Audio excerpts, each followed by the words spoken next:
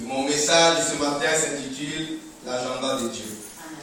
Dis à ton côté l'agenda de Dieu. L'agenda de Dieu. Dis-lui encore l'agenda de Dieu. L'agenda de Dieu. On se demande comment sera l'année qui va commencer, 2013. 2012, quand il a commencé, les gens criaient « Bonne année, bonne année ». Mais nous sommes arrivés le 30 décembre aujourd'hui. Je vous dis que parmi les gens qui avaient crié « Bonne année », il y a parmi eux ceux qui ne sont pas arrivés à la date d'aujourd'hui, le 30 décembre. Amen. Il y en a parmi eux qui sont partis, pas en voyage même, qui sont partis éternellement. Ça veut dire qu'ils ne reviendront plus dans ce monde. Quand ils se réveilleront, ce sera devant le grand trône blanc, le grand trône du jugement. Amen. 2013, les gens vont crier également bonne année. Amen. Amen. Les gens vont former des projets. Il y a des gens qui ont planifié leur mariage, ils ont déjà réservé des salles, payé l'argent pour cela. Ils ont tout vu, les traiteurs, et la robe du marié, les costumes peut-être du marié, tout ça déjà planifié pour 2013. Soit au printemps, soit en été, les gens se marient pendant l'été. Mais personne n'a la garantie qu'il pourra être là vivant jusqu'au jour de son mariage planifié. Amen. Alléluia. Amen. Il y en a qui sont en train de faire des études. Quand on fait des études, c'est pour arriver à quelque chose. Ça veut dire, nous espérons qu'après les études, on puisse être embauché, avoir un travail. Il y en a qui vont finir leurs études en 2013. Mais personne ne peut avoir la garantie que j'aurai un travail en 2013. Amen. C'est vraiment une très très grande équation qui se présente devant nous. Amen. Amen. 2013 n'est pas seulement une équation, 2013 est également une opportunité. Amen. C'est une opportunité de 12 mois que Dieu te donne. Une opportunité de 365 jours que Dieu va mettre devant toi. Chaque jour aura bien 24 heures. Dieu ne fera pas qu'en 2013, tes journées soient raccourcies de 22h, 20h. Dieu fera que tu puisses avoir des jours complets. Et certains vont s'enrichir pendant 2013, l'année, au cours de l'année. D'autres vont vivre dans le négatif, même en deçà. Ils seront endettés, ils auront des problèmes pendant l'année 2013. Mais c'est la même année, la même opportunité que Dieu nous donne à tous. Mais par rapport à ta vie, il faut que tu te regardes d'où tu viens, où tu es et où tu vas. Quel est ton programme? Dans ton agenda, qu'est-ce qui est marqué? Mais aujourd'hui, moi, j'aimerais te parler de l'agenda de Dieu. Et si tu m'écoutes très attentivement, je crois que le Seigneur va bénir ton esprit. Amen. Le Seigneur va bénir ta vie. Amen. Va bénir ton futur. Va bénir ton avenir. Amen. Et 2013 sera pour toi un sujet de joie. Amen. Amen. Voilà. Il y a un passage que nous allons lire dans les Écritures. Nous n'allons pas lire que le passage, l'histoire que je voudrais vous parler. C'est dans 2 chapitres. Pratiquement dans près de 3 chapitres du livre de Genèse. Mais on va lire que quelques versets. Parce qu'on ne pourra pas tout lire. Vous pouvez aller lire l'histoire chez vous. Genèse chapitre 39, Genèse chapitre 40 et Genèse chapitre 41. Nous, on va commencer à partir de Genèse 39, du verset 1er au verset 3. Quelqu'un peut nous lire?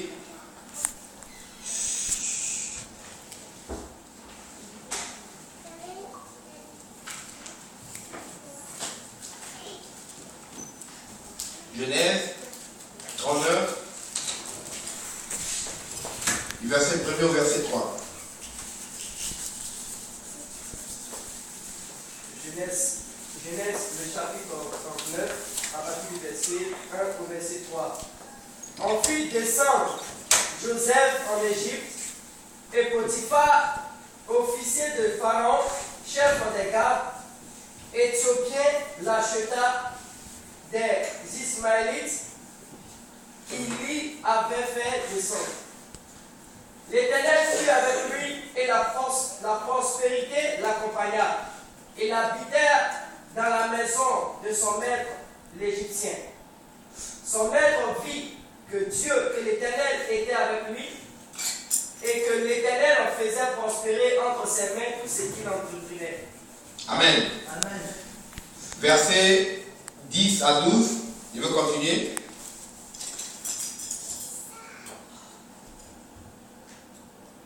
Quoiqu'elle parlât tous les jours à Joseph, il refusa de coucher auprès d'elle, d'être avec elle.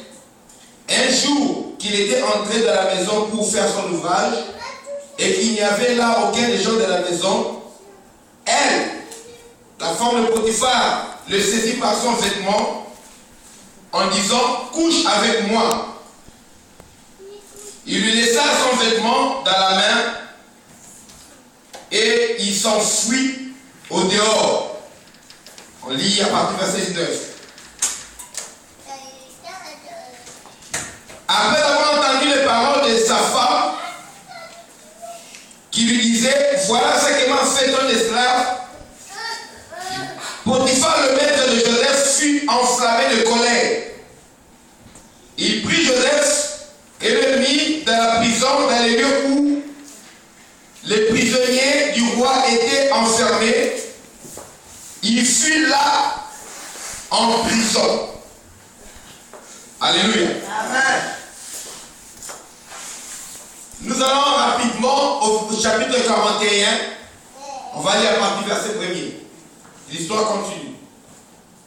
Au bout de 2 ans, Pharaon eut un songe. Voici, il se tenait près du fleuve. Et voici 7 vaches belles à voir. Et grâce de chair montèrent hors du fleuve et se mirent à paître dans la prairie. 7 autres vaches laides à voir et maigres de chair montèrent de derrière elles hors du fleuve et se tinrent à leur côté sur le bord du fleuve. Les vaches laides à voir et maigres de chair mangèrent les 7 vaches belles à voir et grasses de chair. Et Pharaon s'éveilla.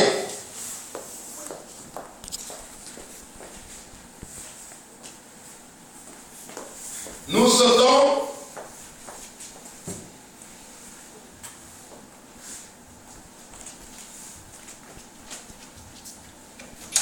nous lisons directement le verset 10.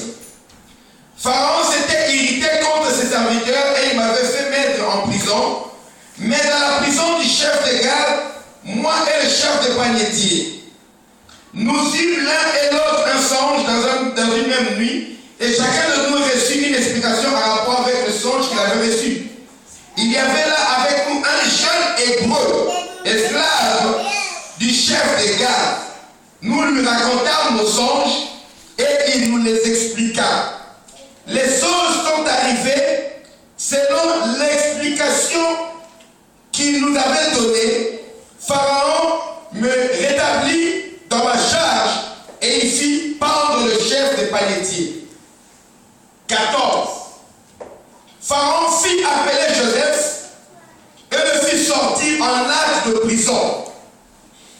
Il se rasa, changea de vêtements et se rendit vers Pharaon. Pharaon dit à Joseph, j'ai eu un songe, personne ne peut l'expliquer et j'ai appris que tu expliques. Un songe après l'avoir entendu. Joseph répondit à Pharaon en disant, ce n'est pas moi, c'est Dieu qui donnera une explication favorable à Pharaon. Nous sautons rapidement. Allons lire le verset 41. Pharaon dit à Joseph, vois, je te donne le commandement de tout le pays d'Égypte.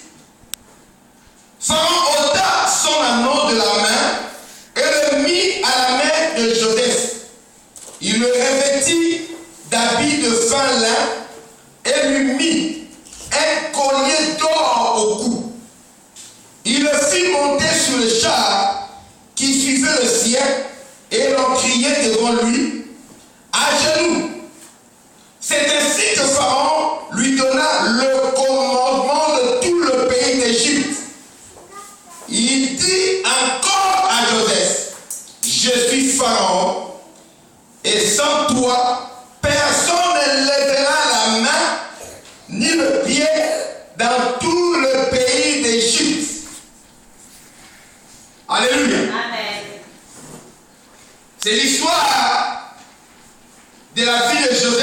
nous connaissons, Joseph qui est un enfant parmi les enfants d'Israël, donc de Jacob, et Joseph était quelqu'un qui était très aimé, apprécié de son père. À part l'amour de son père qui suscitait la jalousie de la part de ses frères, comme ça existe dans toutes les familles, Joseph avait également un dessein qui était caché à son cœur, mais qui ne venait pas de lui. Cela venait de l'agenda de Dieu par rapport à sa vie. Dieu avait donné à Joseph un songe en lui disant que c'est lui qui régnera dans sa famille. Il avait vu 2 songes successifs et dans ce songe, il a vu que ses frères se prosternaient devant lui. Et dans le deuxième songe, il avait vu que son père, sa mère et ses frères se prosternaient devant lui. On lui montrait clairement que c'est lui qui régnerait dans sa famille. C'est ça le destin que Joseph avait. C'était l'agenda que Dieu avait pour lui. Et à cause de cela, Joseph a connu des grands problèmes, des troubles, des persécutions dans sa vie. Dieu a des agendas qu'il a placés dans le cœur. Et ce sont que les copies. Mais l'original, lui le garde. Amen. Et par rapport à l'original, Dieu conduit nos pas selon ce que lui veut. Il amène les choses à nos vies parce qu'il est le maître des temps et des circonstances. Amen. Mais Dieu ne conduit pas les temps et les circonstances selon ce qui va nous plaire. Alléluia. Amen. Dieu ne fait pas les choses pour que ça puisse nous plaire. Dieu fait les choses pour notre bien. Amen. On déclare, toutes circonstances concourent au bien. Amen. Pas au plaisir, mais au bien de ceux qui aiment Dieu, de ceux qui sont appelés selon son dessein. Donc selon son agenda. Alléluia. Amen. Quand Dieu a l'agenda pour toi, il va comme la Bible dit everything works together. C'est-à-dire que c'est pas que les choses concourent, les choses travaillent ensemble. Amen. Amen.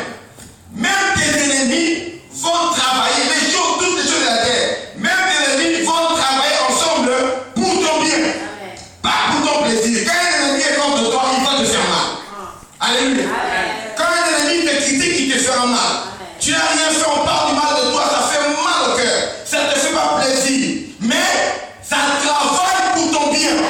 C'est dans l'agenda de Dieu. J'aimerais que quelqu'un m'écoute aujourd'hui. Parce que beaucoup de gens se plaignent, se lamentent quand ils traversent des moments difficiles, des moments pénibles de leur vie. Et ils se disent, j'espère que l'année 2013 sera une année qui va apporter le soulagement. C'est pourquoi les gens, en se projetant dans l'avenir et en se projetant dans un bonheur qui est encore fictif, les gens émettent des souhaits. C'est pourquoi le 31 minuit, les réseaux de télécommunications sont saturés à cause du nombre de messages, du flux de données, des datas qui sont en train qui vont être envoyés. Mes meilleurs vœux, prospérité, longévité, vie. Écoute, les gens oublient que quand 2012 est arrivé, on a dit la même chose. Alléluia. Et l'année prochaine, on a battu le record. Mais beaucoup de gens qui ont souhaité ces meilleurs vœux, cette année, ils ne sont plus là. Regarde la liste des personnes qui t'ont souhaité les meilleurs vœux et d'autres même à qui tu as souhaité cette année, ils ne sont pas là. Ils ne sont même pas arrivés à la fin de l'année. Les gens regardent l'avenir disant que je crois que l'année prochaine sera mieux pour moi parce qu'il est trop souffert en 2012. Écoute, si tu avais espéré que 2012 sera bien quand tu étais en 2011 et ça n'a pas été en 2012, rien n'était garanti que ça ira mieux en 2013 que ça a été en 2012. Selon les projections économiques, notre économie ira encore de mal en pire. Ça va se porter de plus en plus mal. C'est qu'on va arriver en Grèce, ça va, bientôt ça va arriver en France. Je ne veux pas être pessimiste, mais ce sont les prévisions. Il n'y a rien qui nous montre de quoi ça va s'arranger, rien. Économiquement parlant. Alors, rien qui te garantit que, comme tu n'as pas travaillé en 2012, qu'en 2004 tu auras du travail. Surtout qu'il y a un nouveau flot de nouveaux étudiants, des nouvelles personnes qui finissent leurs études, qui vont être déversées sur le marché de l'emploi, normalement. Mais ils seront au chômage parce qu'il n'y aura pas d'emploi. Qu'est-ce que je dis qu'en 2013,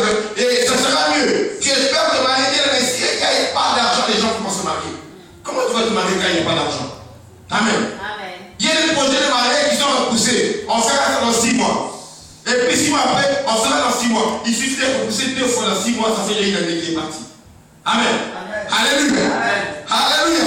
Amen. Quand vous voyez 6 mois, 2 fois, c'est une année. Et ça fait depuis longtemps que vous voulez vous engager, aller de l'avant, acheter une voiture, bien passer ton permis. Regarde, le projet de permis que tu as fait depuis 2010, on est 2012 à la fin, 2013, tu n'as pas toujours réussi parce qu'il n'y a pas d'argent. Bien aimé, le projet que nous faisons, c'est que par rapport à notre agenda, en espérant que ça va aller mieux. Mais bien aimé, qu'est-ce que l'agenda de Dieu dit par rapport à ta fille en 2013? Qu'est-ce que l'agenda de Dieu dit? Et dans l'agenda de Dieu, il va faire travailler les choses pour ton bien, mais pas pour ton plaisir. Amen. Certaines choses vont arriver, ça va te faire plaisir. Gloire à Dieu. Amen. Alléluia. Si quelque chose qui est pour mon bien, c'est pour mon plaisir, gloire à Dieu. Mais quelque chose est fait pour mon bien, comme une piqûre qui fait mal, mais ça t'inocule un vaccin qui va t'apporter la guérison. Cette piqûre-là, ça fait mal, mais le vaccin qu'il contient, c'est pour ton bien. Tu dois dire, je refuse la douleur. Si tu refuses la douleur, tu acceptes la mort. Alléluia. Si tu acceptes la douleur, tu acceptes la guérison. Des fois, Dieu vient donner des piqûres à la fille parce qu'il sait qu'il y a un problème, une maladie qui nécessite un vaccin. Des fois, c'est douloureux. On t'a mis en dehors de la maison de quelqu'un, on t'a hébergé. C'est douloureux. Dieu sait pourquoi il t'a conduit là-bas. Alléluia. On a parlé du mal de toi. Dieu sait pourquoi il a permis cela. Il y a certains caractères qui sont en toi, mais qui n'entrent pas en compte dans l'agenda de Dieu par rapport à là où Dieu veut amener. Et il va te faire traverser par des choses qui vont faire que ce qui est en toi, dans ton caractère qui ne lui plaît pas, puisse sauter. Parce que dans l'année qui vient, dans ce que Dieu veut faire dans ta vie, ce trait de caractère-là ne plaît pas à Dieu. Ou ça ne va pas glorifier Dieu. Et Dieu fait passer les gens par les gens. Dieu sait comment faire passer les gens par les écoles. Dieu sait. Et je vous dis que Joseph a souffert. Donc Joseph avait des conflits au sein de sa famille. Tout ce qu'il pouvait avoir comme problème, c'était la mauvaise manière où les gens avaient de le regarder de la famille. Amen. On les toisait, on les regardait mal. Les frères étaient jaloux de lui. Mais quand Dieu s'est mêlé de la vie de Joseph, Amen. certains niveaux de problèmes sont humains parce que ça concerne que les problèmes humains. Mais quand Dieu se met dans ta vie, certains problèmes quittent les niveaux humains, ça devient des problèmes spirituels. Amen. C'est-à-dire que même si tu fais bien, tu vas souffrir. Tu fais mal, tu vas souffrir. Parce que ce n'est plus la chair, mais c'est spirituel. C'est-à-dire que quand on combat quitte le niveau des hommes, là les gars, même si nous combattons dans la chair, nous ne combattons pas dans la chair.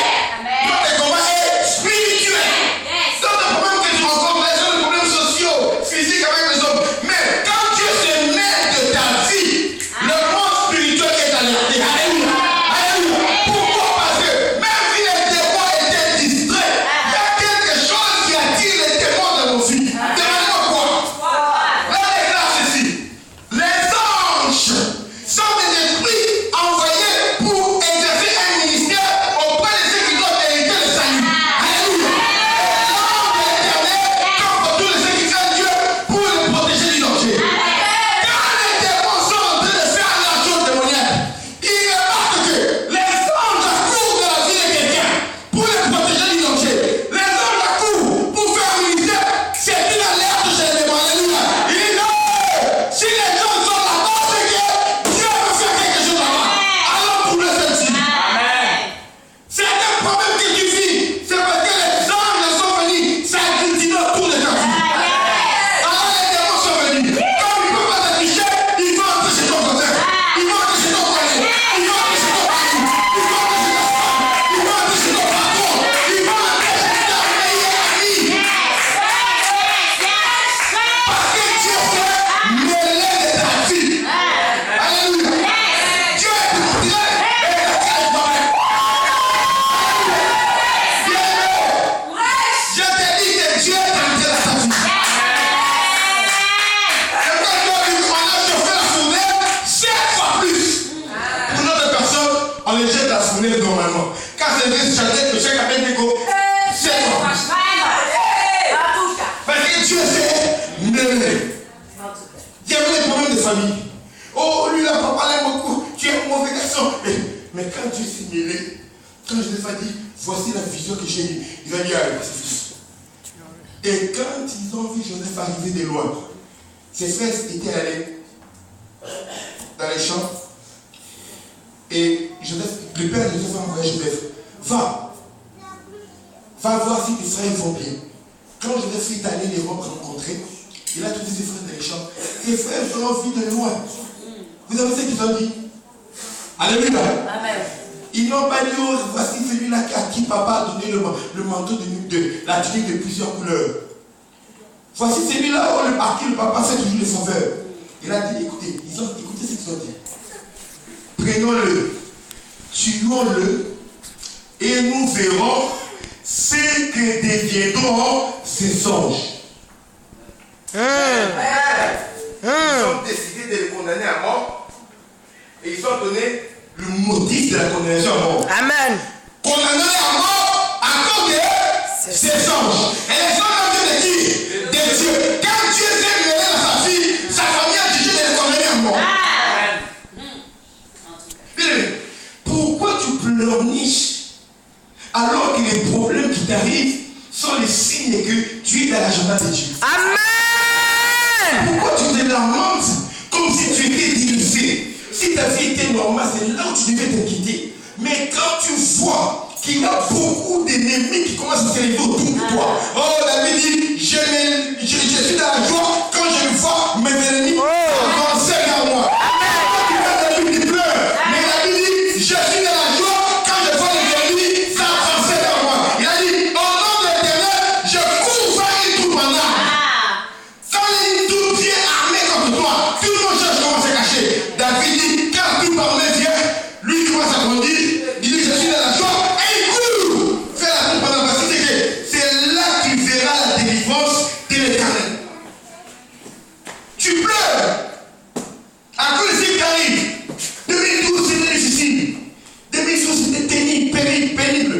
2012 je ne sais pas comment faire. 6 mois 2013, pénible. Tout ce que tu es en train de vivre, d'endurer, c'est à cause de l'agenda de Dieu dans ta vie. Et quand Joseph, la journée qu'il est entré dans sa vie, il a laissé finir. Il a commencé à souffrir. Ses frères l'ont attrapé.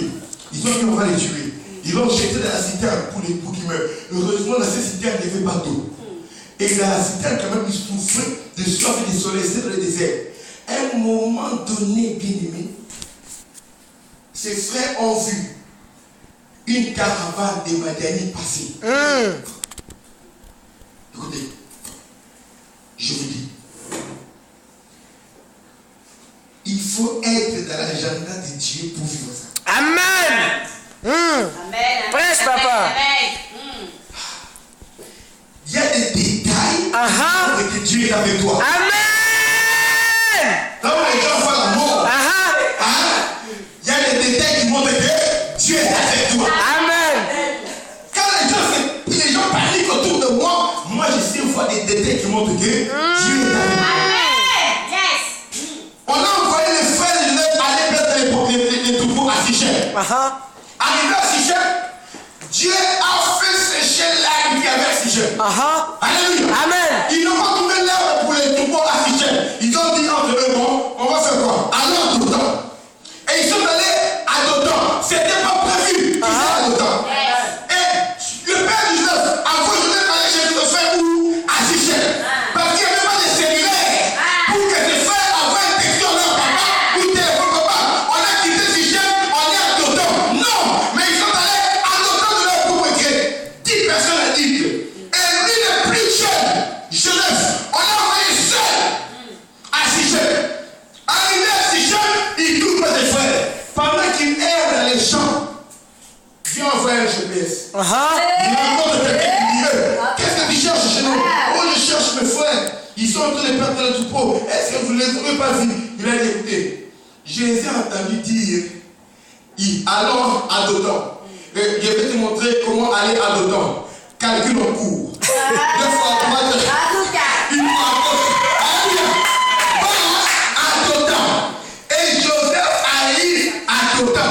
Quand on voit Joseph arriver de loin, il a dit, on n'a pas dit voici Joseph, on a dit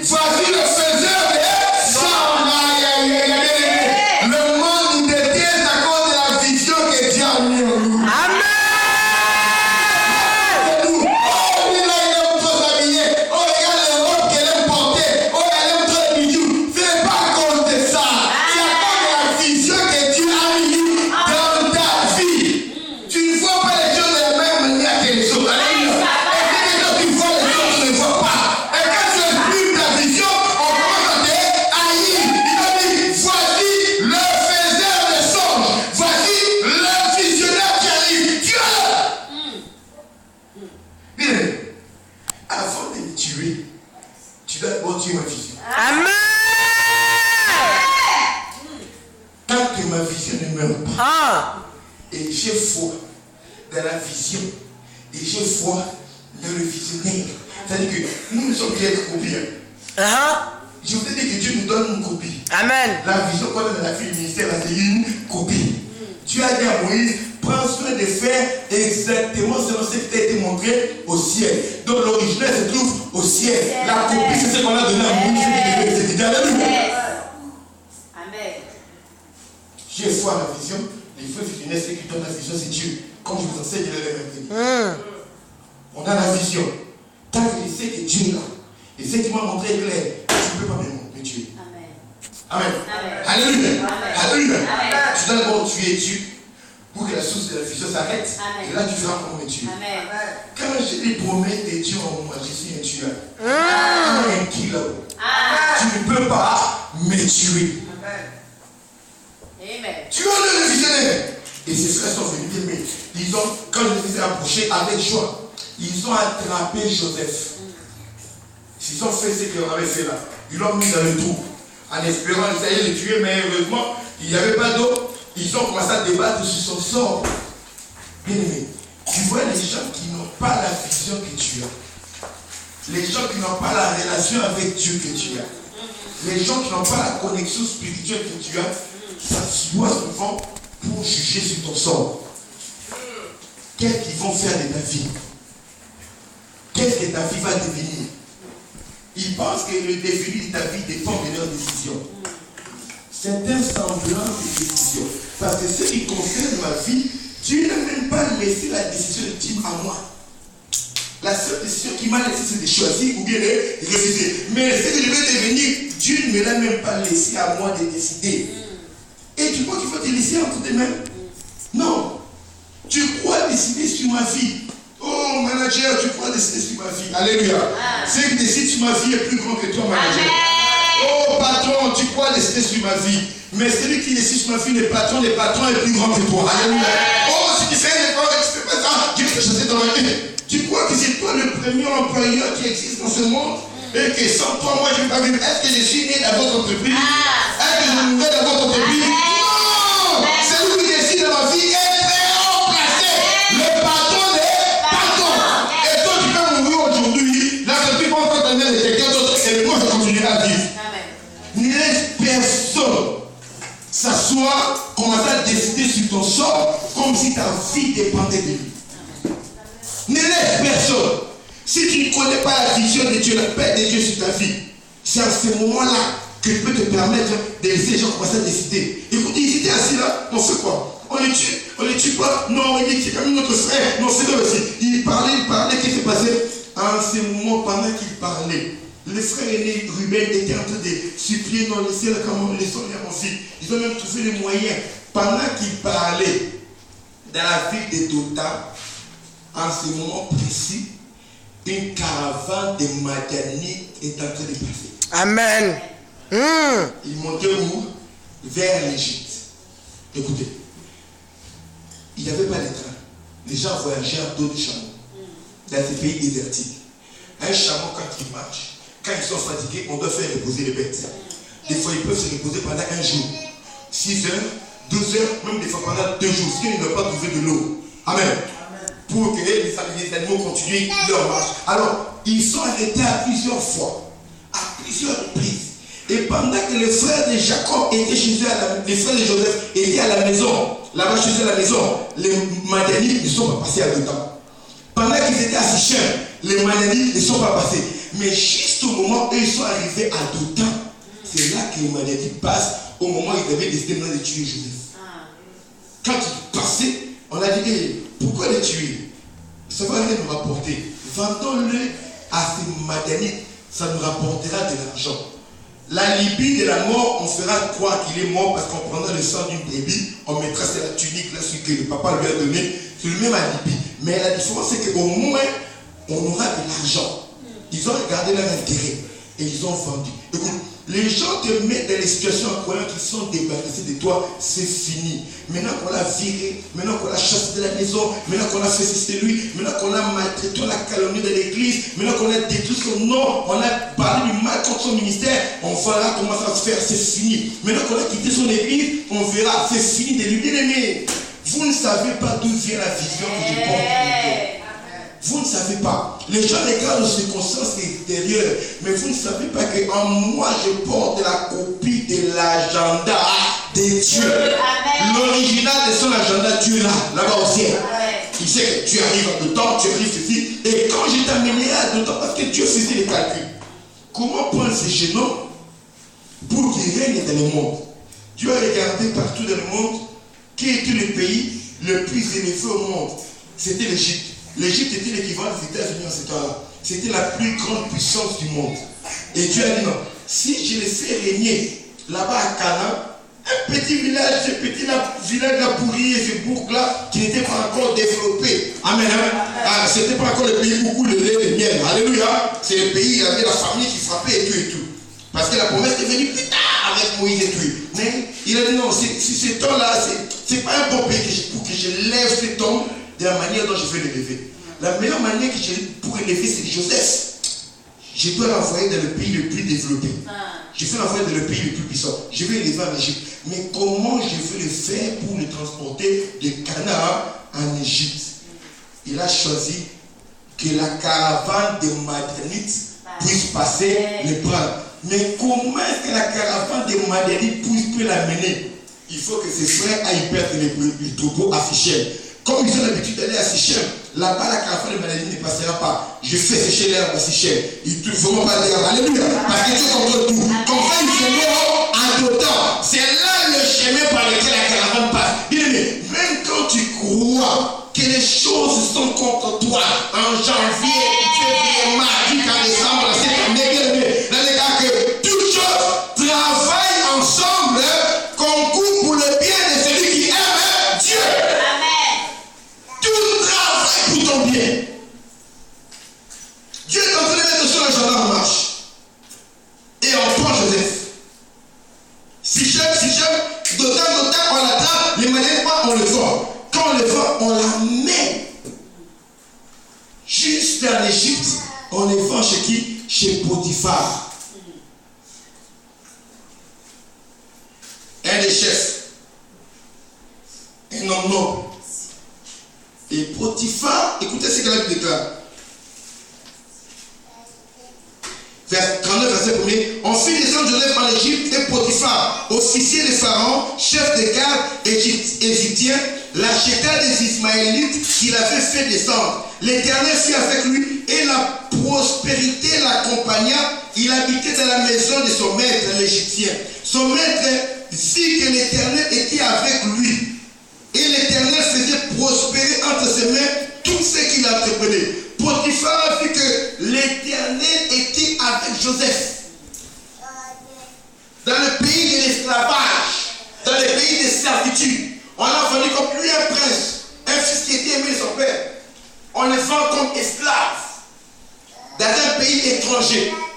Bien aimé, être dans un pays étranger, beaucoup d'entre vous, vous êtes nés ici, vous avez toujours vécu ici. Moi, je suis étranger. Amen. Je suis né dans un pays étranger. Qui est celui-ci. Moi, je suis venu en Europe pour mes études. Je sais ce que c'est que ne pas être dans ton pays. Amen. Amen. Je sais ce que ça fait qu'on te regarde mal à cause de la couleur de ta peau. Je sais ce que ça fait que malgré ton intelligence, tes capacités, mais on te juge mal.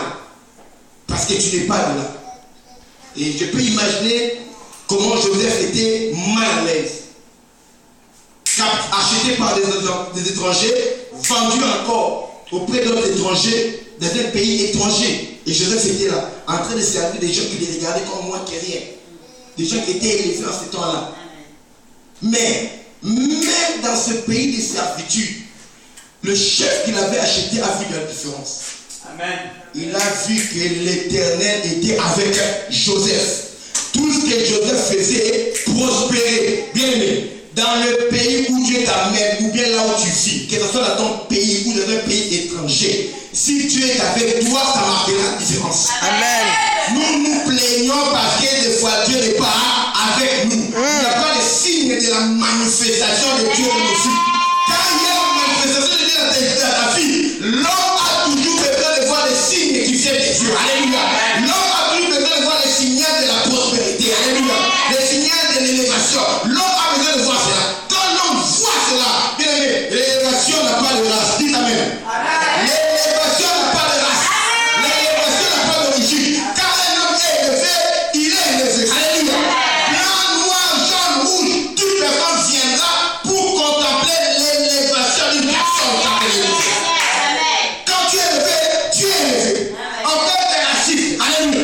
Mais quand cigare, parvient ballon, amorti de la partie, on oublie ses origines dans la vie. Alléluia. Alléluia. Alléluia. Quand quelqu'un prend le ballon, il centre et quand il marque, on oublie les origines. Quand la coupe du monde est là, on gagne, on dit c'est la faute qui a gagné. On doit voir que c'est quoi un signe distinctif qui te démarque du lot. Bien, mes Michel, quand tu as l'argent, c'est fini. Amen. Quand tu as l'argent, c'est fini. J'arrive, ici, on est personne, je peux partir relax. Mais quand je me présente là bien, Amen. J'ai des gens qui me donnent des salutations quand tu dois. Amen. Dis, mais ça c'est le même voisin. Tu vois un petit point. Oui, bonjour monsieur. Dis, toi je te vois tous les jours ici. Tu me dis pas bonjour monsieur. La manière de me voir comme un prince, c'est ce qui te pousse à me saluer. Je me connais. Ce que tu as fait, c'est un signe qui te montre que cet homme est important. Quand tu arrives quelque part, un hôtel 5 étoiles, tu as ton argent, on regarde pas tes origines, ton nom défini. Alléluia. Les enfants qui j'appelle là, vous voyez, les hôtels 5 étoiles, ils savent, on ne regarde pas ton nom. Tu as besoin de quelque chose, on t'apporte. On cherche par tous les moyens de soutirer un peu d'argent qui entre tes mains. Alléluia. Vous êtes dans un restaurant, vous aidez, même si c'est un chinois, un blanc, un noir dessert, il fait recevoir quelque chose de toi. Il espère pourquoi? Parce qu'il voit les signes de l'élévation. Et on a vu ces signes-là que non, cet homme, Dieu est avec lui. On a vu dans Joseph dans un pays étranger. Bien aimé, tu es déjà dans un pays étranger. Tu vas continuer à te plaindre? Il faut que Dieu soit avec toi pour marquer la différence. Tu veux quoi? Qu'on te donne le pays de trucs? Non, c'est pas ton pays. Alléluia. C'est que tu devais une bénédiction dans ce pays-là sans te le chercher. Tu es arrivé là parce que c'est pas volontairement que Joseph est arrivé là-bas. C'était à cause de l'agenda de Dieu par rapport à sa vie. Et quand Joseph a dit que l'agenda de Dieu était sur sa vie, il y a maintenant quelque chose d'important qui détermine l'accomplissement de la promesse. C'est notre propre agenda. Par là que Dieu mettait son agenda en exécution. Les étapes de son agenda pour amener Joseph à être élevé et que sa famille vienne se prosterner devant lui, comme Dieu lui avait montré, pendant que l'agenda de Dieu était une process. Joseph, dans son agenda, il y avait aussi quelque chose qui arrivait. Chacun de nous a un agenda. Les programmes que Dieu fait sur toi, dans le royaume de Dieu, Dieu n'impose